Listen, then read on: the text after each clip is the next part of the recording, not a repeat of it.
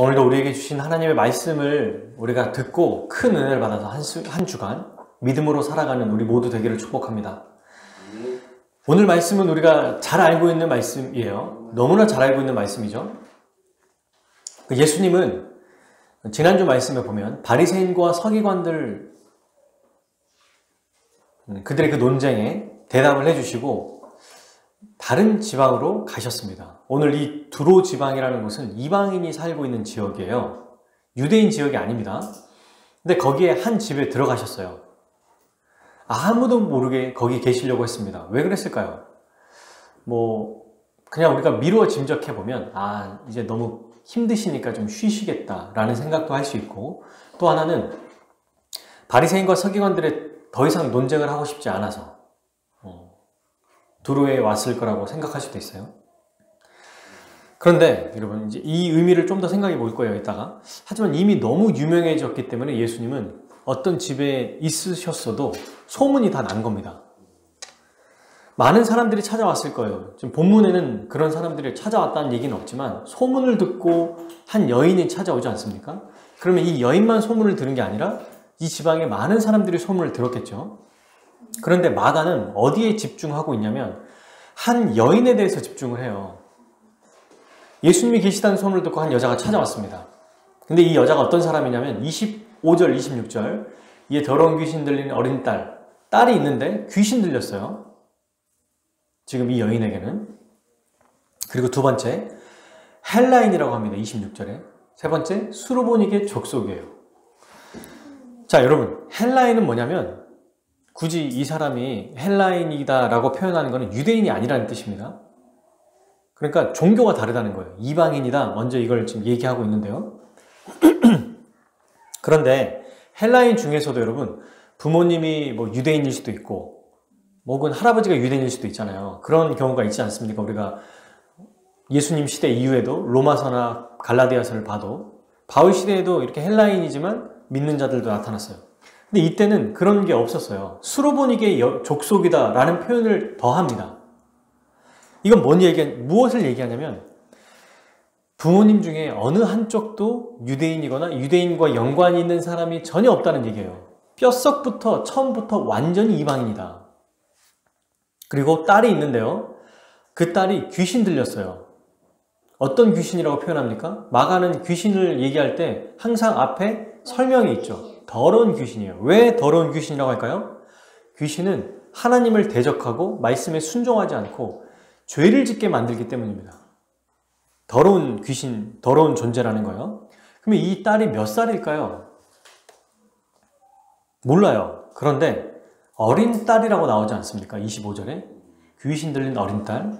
그러니까 초등학교 저학년이라 더 어린 나이, 우리 혜원이나 혹은 예담이가 좀 어렸을 때의 나이라고 또 볼 수 있어요. 그걸 더 확장하면 지금 예담이 나이 정도로도 볼 수 있는 거예요. 그러니까 우리 부모와 같은 심정입니다. 지금 이 여인은. 근데 여러분, 지금까지 조건을 보면 이 여자가 어떤 상황이나 조건이나 자격을 봐도 예수님께 나올 수 있는 자가 아니죠. 헬라인이고 수르보니게 여인이고 딸이 있는데 더러운 귀신 들리는 자예요. 여러분, 구약 율법에는 우리가 익히 알고 있지만 이방인은 절대로 유대인과 같이 있을 수 없어요. 부정한 자니까. 근데 부정한 자들 중에서도 더 극한의 모습을 보여주죠. 딸이 귀신까지 들렸어요. 그러면 그 귀신 들린 자와 함께 살고 있다는 거 아닙니까?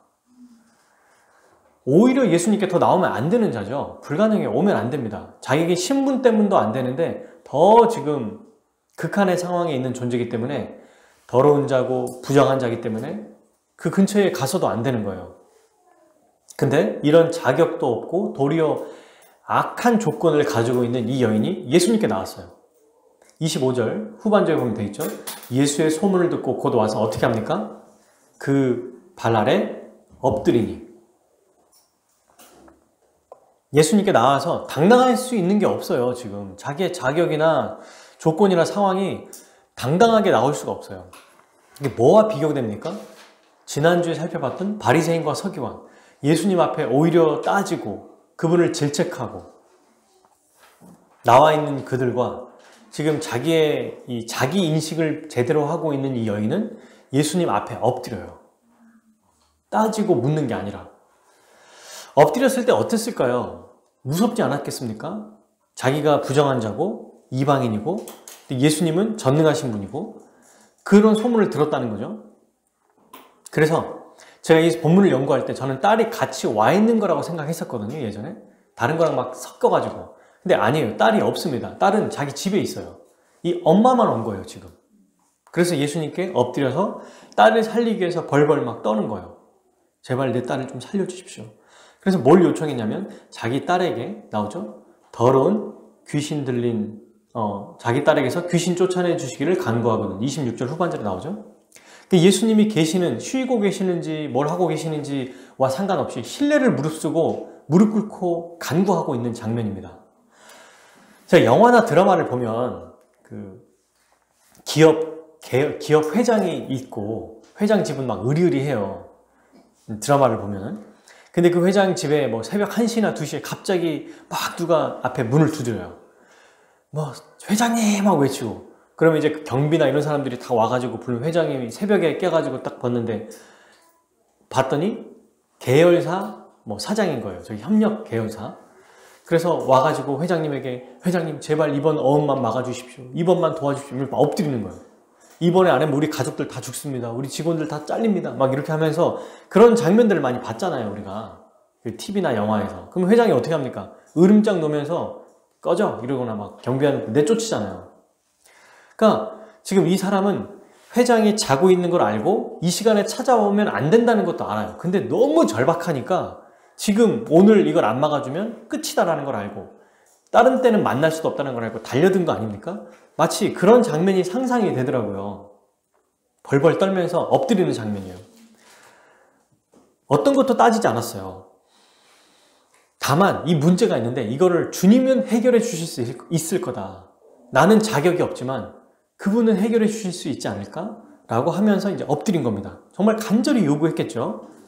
그랬을 때 예수님이 이렇게 대답하셨어야 돼요. 27절 한번 읽어볼까요? 예수께서 이르시되 자녀로 먼저 배불리 먹게 할지니 자녀의 떡을 주어 개들에게 던짐이 마땅치 아니하니라. 아멘. 뭐라고 얘기하셨냐면 그래 너의 기도를 내가 들어주겠다. 이렇게 말씀하시는 게 우리가 일반적인 예수님의 모습을 봤을 때 이해하고 받아들일 수 있는 부분입니다. 근데 뭐라고 표현하냐면 자녀가 먹어야 될 밥이 있는데 그걸 개들에게 던져주는 건 옳지 않다. 여러분 이거는 직설적인 것보다 더 모욕적이에요. 너는 개다. 내가 어떻게 개인 너한테 주냐. 이렇게 말하는 것보다 개라고 말하지도 않았는데 개에게 줄 수 없다. 이렇게 아예 하나의 비유로 얘기하는 거잖아요. 아주 명백하게 거절하셨습니다. 충격적인 발언인 거죠. 여기서 자녀가 누구예요? 유대인들입니다. 하나님의 율법을 받고 택함받은 유대인들이에요. 그럼 지금 이 여인은 뭐라고 말하는 거예요? 개라는 겁니다. 개. 우리가 여러분 욕에도 있잖아요. 그런 개라는 얘기만 들어도 굉장히 사람이 기분 나쁘고 모욕감을 받는 거죠. 예수님이 지금 이렇게 이 여인을 대하고 계세요. 충격적인 모습이에요. 그러면서 뭐라고 하셨냐면 하나님의 율법을 받고 택함을 받은 유대인들에게 나는 그들을 구원하기 위해 왔다라고 얘기하십니다. 그게 자녀로 배불리 먹게 할진이라는 표현이거든요. 너희들을 위해 온 게 아니라 내가 유대인들, 나의 백성들을 위해서 복음을 전하기 위해 왔다. 이게 맞아요? 그러면 여러분 이방인들은 복음에서 완전히 배제됐나요? 아니에요. 그런데 여기서는 지금 공생의 기간 동안에서는 예수님이 어디에 지금 집중하고 계십니까? 자기가 뽑은 제자들에게 집중하고 계세요. 제자들을 뽑고 가르치는 것이 예수님이 현재 하고 있는 가장 중요한 사역이고 그의 백성들을 하나님의 자녀로 부르는 거, 이게 이제 가장 우선순위였다는 겁니다. 이방인들은요, 예수님이 뽑은 제자들을 통해서 구원을 듣게 하셨어요. 구원을 이루게 하셨습니다. 그러니까 엄밀히 말하면 지금은 유대인들에게 복음을 전하는 시기라는 거죠. 지금은 이방인들은 제외된다는 얘기를 하고 계신 거예요. 현재 지금의 상황은. 그러면 좋게 얘기하면 되잖아요. 아직은 때가 아니다. 기다려라. 기다리면 되잖아요. 그죠? 내 제자들이 복음을 전할 때 그때 다시 와라. 지금은 때가 아니다. 그런데 이 여인을 개라고 얘기해요. 아예. 여러분 실제로 사마리아 지역이나 이방 지역에 있는 사람들, 유대인들은 개라고 생각했어요. 이 개가 우리가 생각하는 뭐 여러 가지 이미지가 있겠지만 이 당시에 유대인들이 이방인을 생각하는 개의 이미지는 두 가지였습니다. 첫 번째, 이 들개를 얘기했어요. 들개 생각하면은 막 돌아다니고 집도 없고, 이 들개가 뭐 하냐면요, 죽은 시체를 먹고 다녔습니다. 그러니까 진짜 부정하고 더러운 동물이었던 거죠. 그리고 두 번째는 집에 기르는 개가 또 있었어요. 이 당시에도. 우리가 생각하는 애완견 정도의 수준일까라고 생각해 보면 아니에요. 이때는 여러분 무슨 동물보호소나 동물보호단체라는 게 없어요. 그냥 동물이고 집에만 있을 뿐이지 무슨 뭐 반려견이니 뭐 이런 게 없다는 겁니다. 그냥 가족 같은 이미지는 없고 그냥 집에 있는 거냐 밖에 있는 거냐 그 차이인 거죠. 어쨌든 사람 취급을 안 했어요. 유대인들은. 그러면 사람 취급 당하지 않은 이방인들은 유대인들을 좋아했을까요? 당연히 그들도 똑같이 격렬했습니다.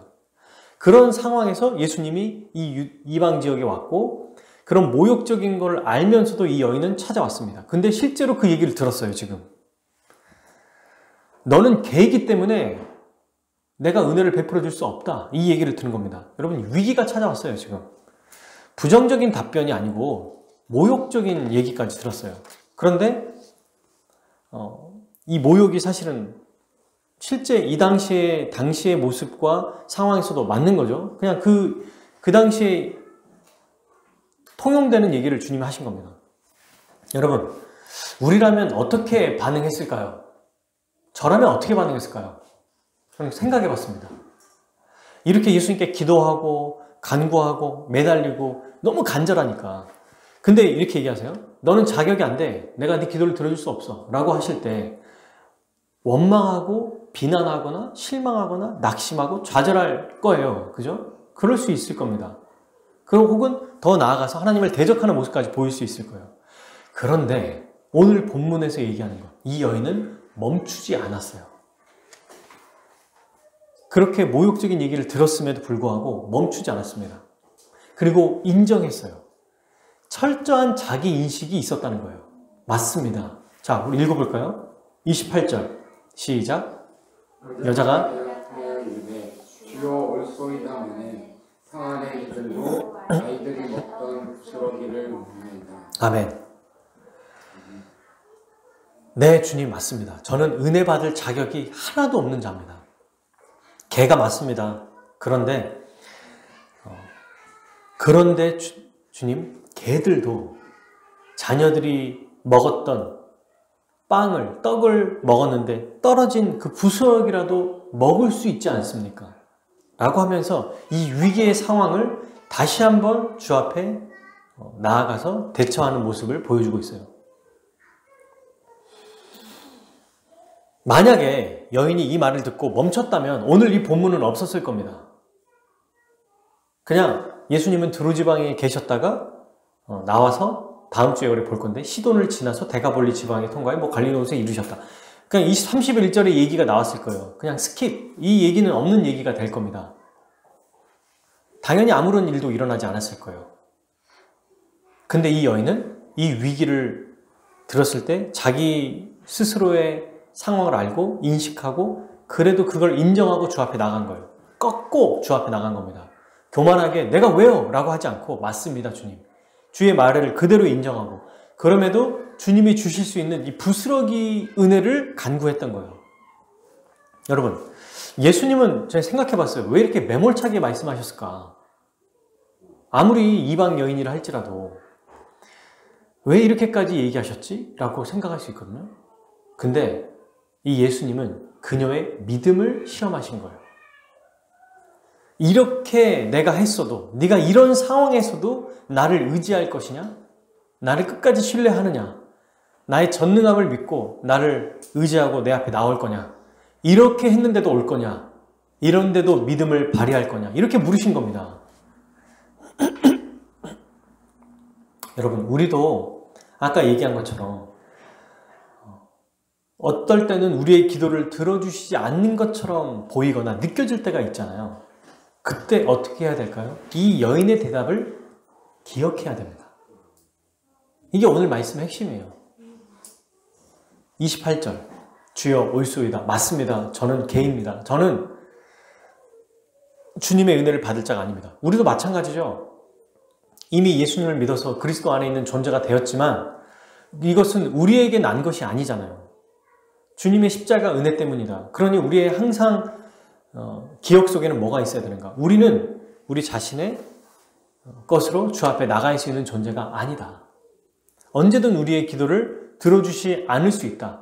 그건 그분의 뜻이다. 우리는 정말 그렇게 하나님 앞에, 주님 앞에 인정받을 수 있는 조건이나 상황이 없다라는 것을 인식해야 겸손하게 주 앞에 나갈 수 있습니다. 우리가. 내가 왜 자격이 없어? 라고 하는 순간 바리새인과 서기관들처럼 나가는 거예요. 뭘 의지하는 겁니까? 그들처럼 자기의 행위, 자기의 조건, 신분, 혈통, 행위 이런 것 가지고 나가는 거예요.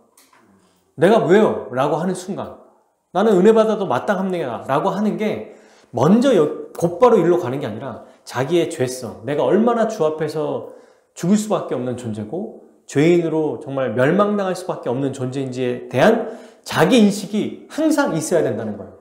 그리고 나서 그런 주님의 은혜를 또한 간구하는 것이 필요하다는 겁니다. 주님이 말씀하시는 거에 여인은 이렇게 얘기했어요. 주여 옳습니다. 저는 자격이 없는 더러운 자입니다. 이 의미예요. 부정한 자입니다. 그런데 상 아래 개들도 부스러기 먹지 않나요? 주님이 하려고 하시는 모든 일과 은혜를 유대인들에게 다 베풀어 주십시오.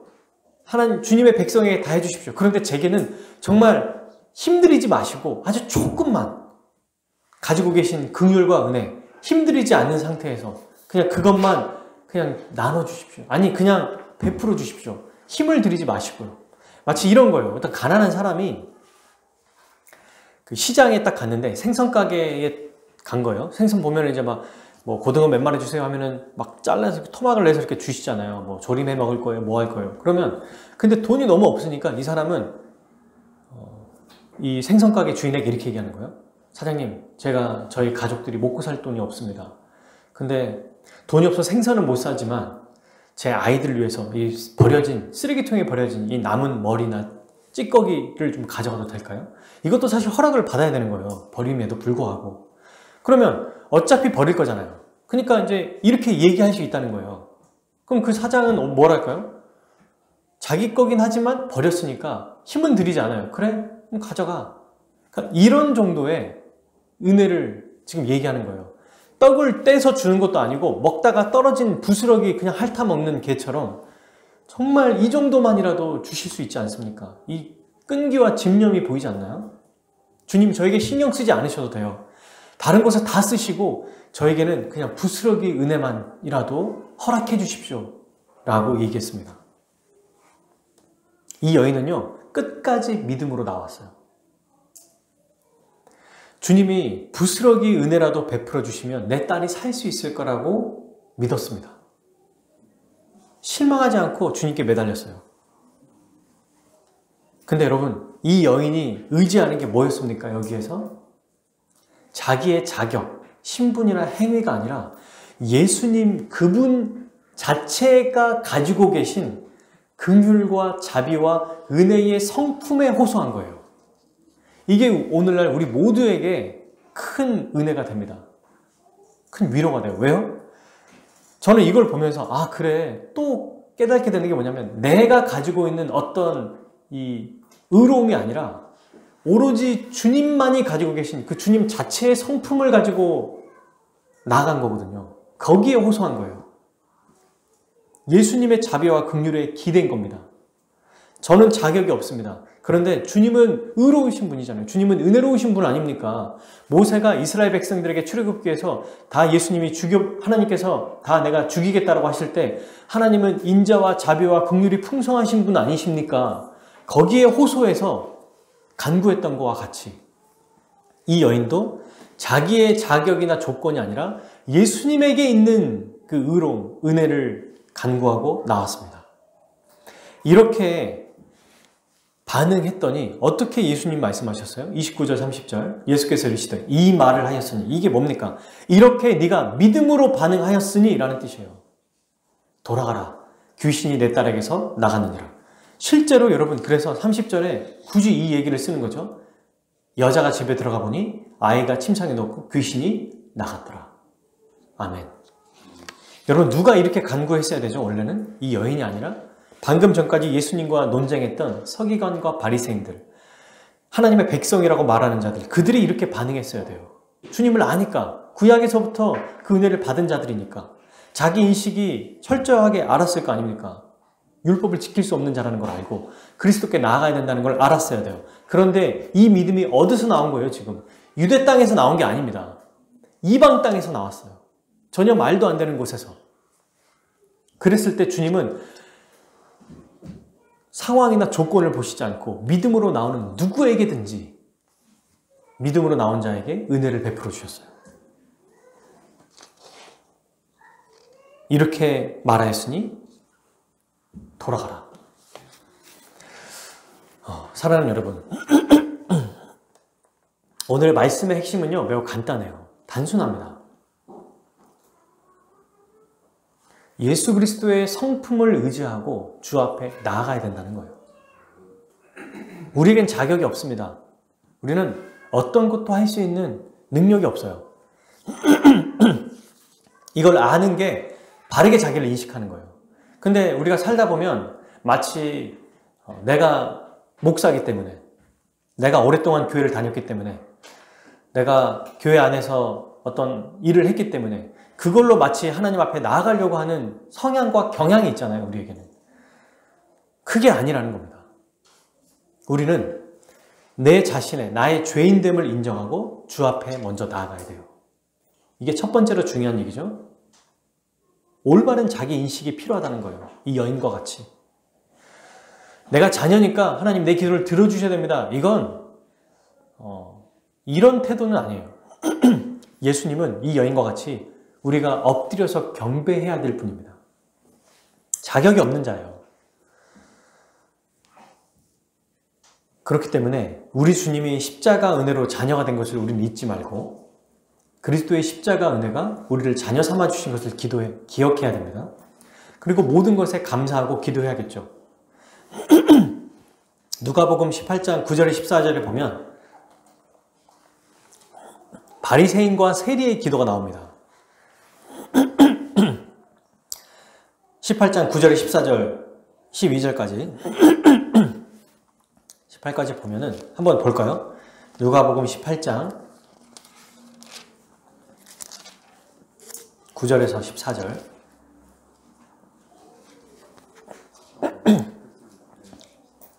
자, 읽어보겠습니다.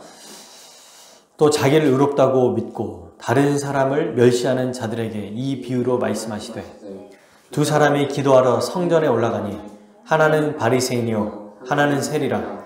바리새인은 서서 따로 기도하여 이르되 하나님이여 나는 다른 사람들 곧 호세 우리 간음을 하는 자들과 같이 아니하고 이 세리와도 같이 아니함을 감사하나이다.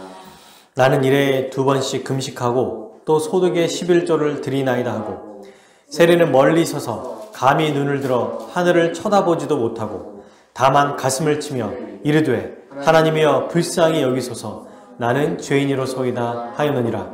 내가 너희에게 이르노니 이에 저 바리새인이 아니고 이 사람이 의롭다 하심을 받고 내려갔느니라. 자기를 높이는 자는 낮아지고 자기를 낮추는 자는 높아지리라 하시니라. 아멘. 바리새인과 세리의 이 모습이 극명하게 드러나는 걸 우리는 알 수 있어요. 알고 있지 않습니까? 어떻게 했었죠? 바리새인은 당당하게 하나님 저는 남의 것을 뺏는 사람이 아닙니다. 불의한 사람과 가늠한 사람과 다릅니다. 저의 행동은 바릅니다. 저는 잘못한 게 없어요. 율법을 보고 마음과 적용하지 않은 거죠. 저 세리와 같지 않음을 감사합니다. 일주일에 2번씩 금식하고 모든 것에 11조를 냅니다. 이 말은 아주 철저하게 율법을 지키는 자입니다. 라고 말했습니다. 근데 세리는 뭐라고 했냐면 멀찍이 서서 하늘을 쳐다보지도 못해요. 그리고 가슴을 칩니다. 하나님, 이 죄인에게 자비를 베풀어 주십시오. 그러니까 자기의 것을 가지고 나올 수 없는 존재라는 걸 알고 오로지 1부터 100까지 다 그리스도의 은혜만을 간구하는 거예요. 그때 주님이 뭐라고 하셨죠? 저 바리새인이 아니라 이 세리가 의롭다함을 인정받고 집으로 돌아갔다.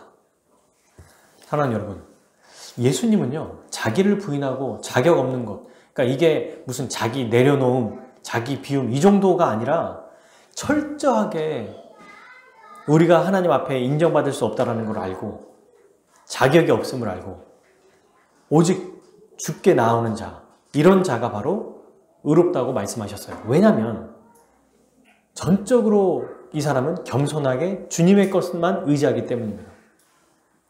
그렇게 두 번째, 우리는 주님 앞에 나아갈 때 어떻게 나아가야 되냐면 그리스도, 예수 그리스도의 은혜로운 그 성품 자체를 의지하며 나아가야 됩니다. 주님의 긍휼이 우리를 살려주신 거예요. 근데 여러분, 구약에도 이런 구절이 나와요. 제가 시편 말씀을 찾아보니까 수십 개가 있어갖고 다 찾을 수도 없어요. 구약에 하나님 성품 자체를 의지하며 기도하는 다윗, 솔로몬, 그 무명의 시인들 너무 많습니다. 느헤미야 9장 31절에 이런 말씀이 있어요. 주의 크신 긍휼로 그들을 아주 멸하지 아니하시며 버리지도 아니하셨사오니 주는 은혜로우시고 불쌍히 여기시는 하나님이심이니이다. 지금 어디에 의지하고 있어요? 하나님의 성품에 의지하고 있는 거죠. 시편 25편 6절 여호와여 주의 긍휼하심과 인자하심이 영원부터 있었사오니 주여 이것들을 기억하옵소서. 이사야 49장 15절 여인이 어찌 그 젖먹는 자식을 잊겠으며 자기 태에서 난 아들을 긍휼히 여기지 않겠느냐. 그들은 혹시 잊을지라도 나는 너를 잊지 아니할 것이라. 하나님의 창조하신 이 백성들, 그의 백성을 절대로 잊지 않는다는 거예요. 이들은 잊을지라도 하나님은 잊지 않는다고 얘기하십니다.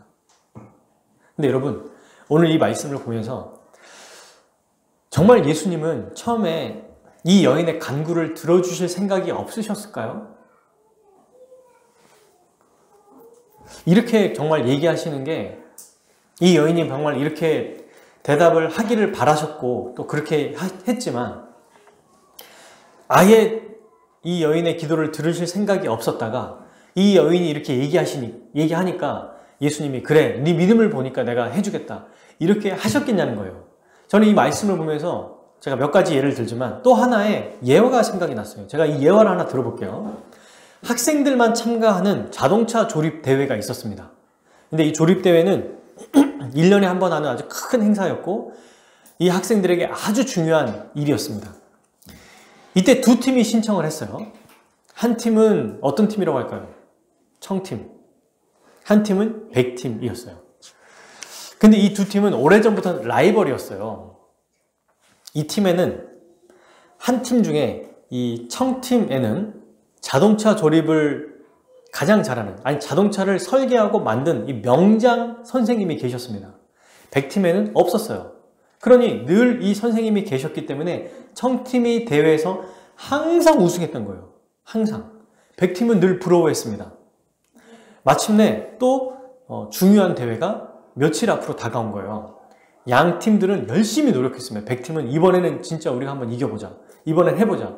청팀은 정말 편안하게 이렇게 준비하고 있어요. 명장인 선생님이 계시니까. 그 이제 백팀도 열심히 하고 있지만 청팀보다 더 열심히, 몇 배를 더 열심히 한 거예요. 그렇지만 안 되죠. 해봐도. 학생들이 뭐 자동차를 어떻게 분해합니까? 그날도 이제 밤새워서 자동차를 조립하고 막 더 이제 조립하고 있는데 더 엉망이 되고 있는 거예요. 좌절하고 망연자실하고 울고 있어 막. 이번에도 졌다. 이번에도 망했어. 한참을 울고 낙심하고 있는데 갑자기 저기서 명장 선생님이 찾아오신 거예요. 얘네들한테. 그러면 이제 이 백팀 학생들이 어떻게 반응했을까요? 선생님,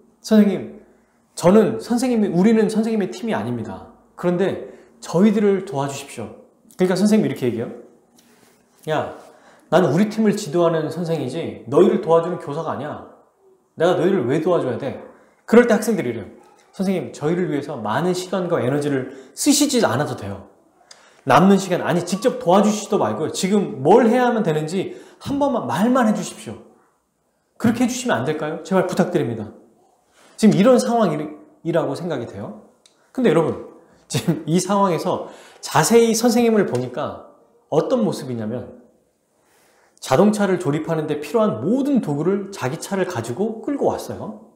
그리고 옷차림을 보니 곧바로 조립할 수 있는 옷차림과 공구함을 들고 와 있는 거예요. 그러면서 이렇게 말해요. 나는 너희들을 위해서 온 게 아니야.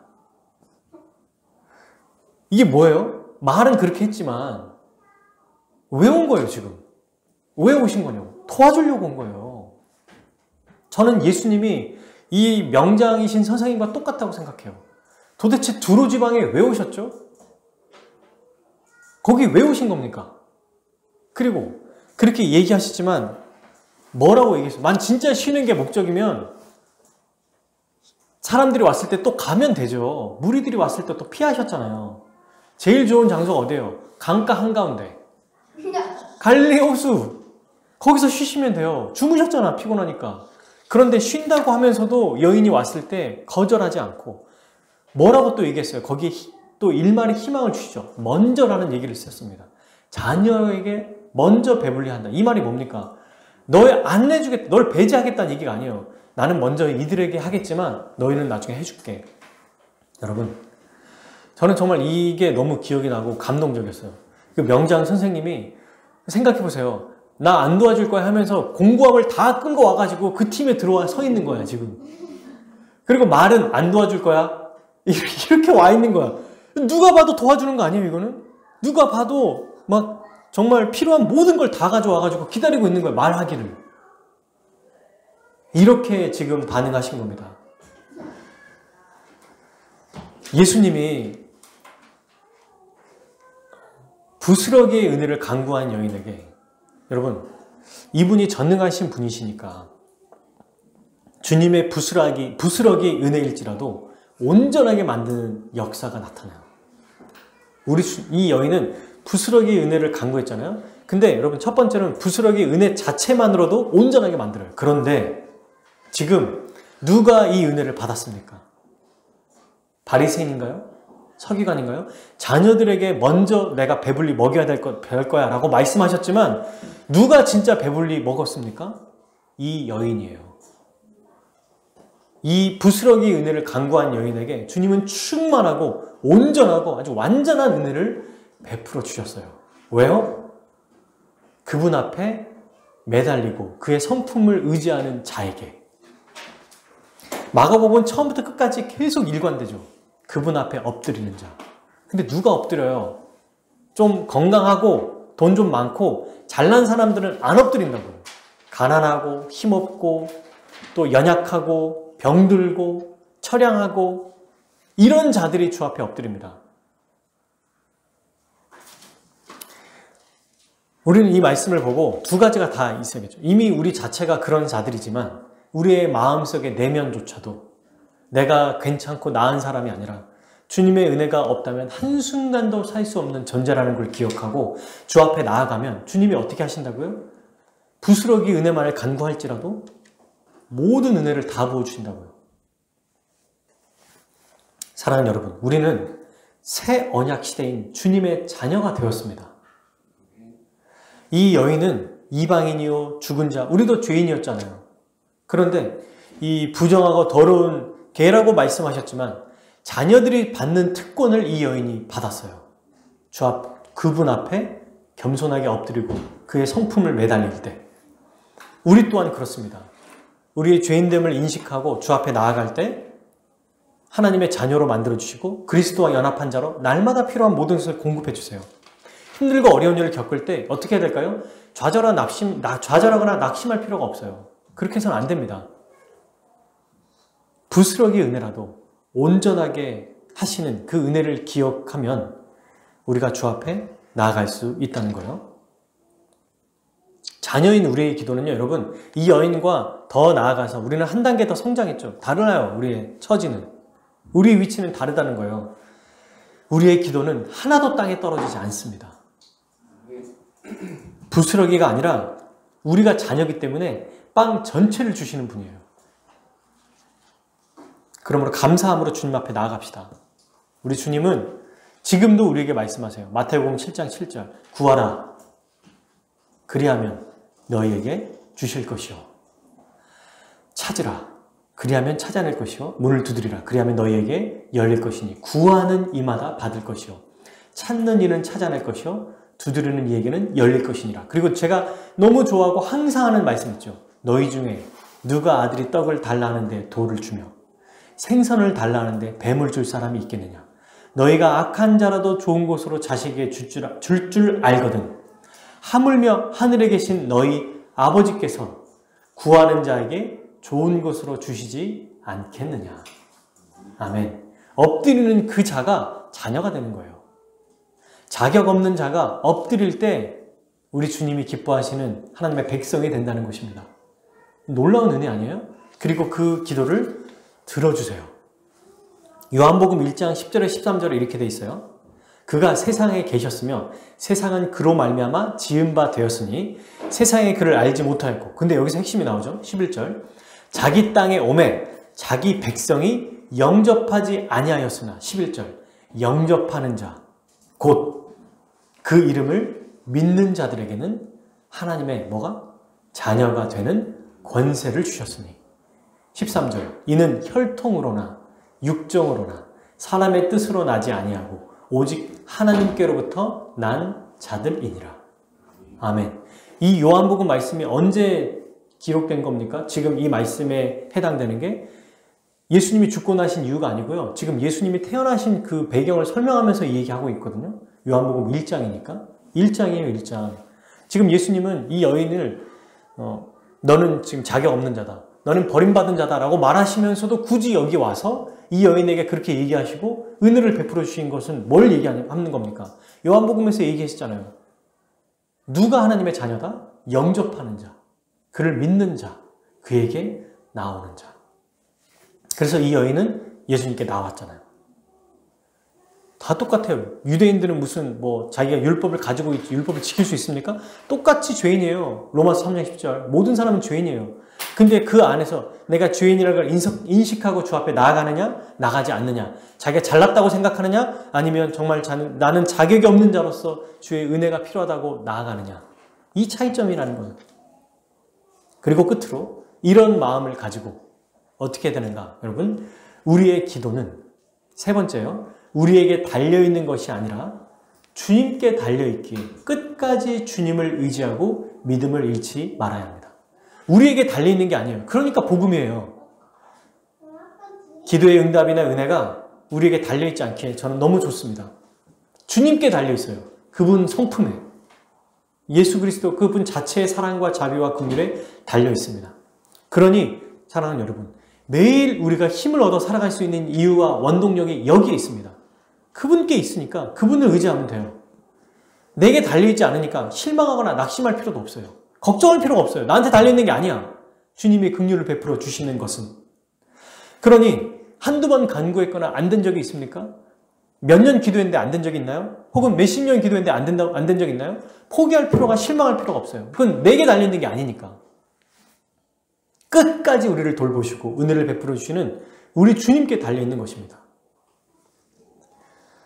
그러면 여러분, 정말 우리가 주님을 의지할 때 어떻게 의지하죠? 끝까지 우리를 놓지 않으시고 은혜를 베풀어 주시는 이 여인과 같이 나아가는 자에게 은혜를 베풀어 주신다는 것을 기억해야 됩니다. 우리 주님은 이렇게 연약한 자들을 도우시고 돌보시는 분이세요. 이런 자들을 찾으시고 복을 주시는 거죠. 그래서 이 수로보니게와 같은 사람들을 보고 주님은 이렇게 말씀하십니다. 마가복음 2장 17절 예수께서 들으시고 그들에게 이르시되 건강한 자에게는 의사가 쓸데없고 병든 자에게라야 쓸데있느니라. 나는 의인을 부르러 온 것이 아니요 죄인을 부르러 왔노라. 죄인에게, 연약한 자에게 은혜를 베풀어 오신 그 주님. 그리고 마태복음 12장 20절에 이런 구절이 있죠. 우리가 계속 들었던 것. 상한 갈대를 꺾지 아니하며 꺼져가는 심지를 끄지 아니하기를 심판하에 이를 때까지 하시리니. 이 여인이 어떤 존재예요? 상한 갈대 같아요. 꺼져가는 심지 같아요. 아무런 조건, 자격도 없고 예수님이 부정하셔도 전혀 이거에 대해서 항변할 수 없는 존재입니다. 꺼져가는 촛불과 같은 자들이에요. 자예요. 모든 면에서 연약하고 부족하지만 그러나 이런 자들을 꺾지 않으셨죠. 찾아오셔서 오히려 그의 믿음을 시험하시고 믿음으로 나오는 자에게 자녀되는 권세를 주시고 큰 은혜를 베풀어 주셨습니다. 그러므로 여러분, 우리도 우리의 죄됨을 인식하고요.